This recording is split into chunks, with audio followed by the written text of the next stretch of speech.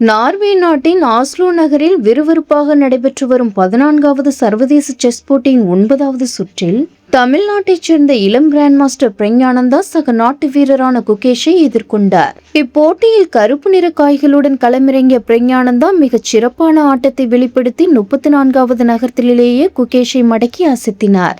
ஏற்கனவே 5வது சுற்றில் குகேஷிடம் அடைந்த தோல்விக்கு இந்த சுற்றில் அவர் மிக நேர்த்தியாக பதிலடி கொடுத்துள்ளார். இந்த தொடர்ச்சியான வெற்றியின் மூலம் பிரக்ஞானந்தா 15 புள்ளிகளுடன் 2வது இடத்திற்கு முன்னேறியுள்ளார். தற்பொழுது அமெரிக்காவின் வெஸ்லி சோ 15.5 புள்ளிகளுடன் முதலிடத்திலும், பிரான்ஸ் நாட்டின் அலிரஜா 14.5 புள்ளிகளுடன் 3வது இடத்திலும் நீடிக்கின்றனர். அதே நேரத்தில் உள்ளூர் நாயகனும் நடப்பு சாம்பியனுமான மாக்னஸ் கால்சன் 10 புள்ளிகளுடன் பின்தங்கி பட்டத்தை தக்க வைத்துக் கொள்ளும் வாய்ப்பை முழுமையாக இழந்து வெளியேறியுள்ளார்.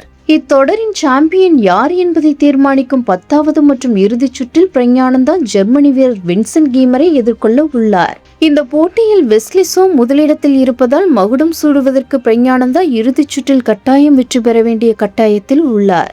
இதேபோல் பெண்கள் பிரிவில் கஜகஸ்தான் நாட்டின் பிபிசாரா அசபேயேவா 14.5 புள்ளிகளுடன் முதலிடத்தை பிடித்து சாம்பியன் பட்டத்தை ஏற்கனவே உறுதி செய்துள்ளார்.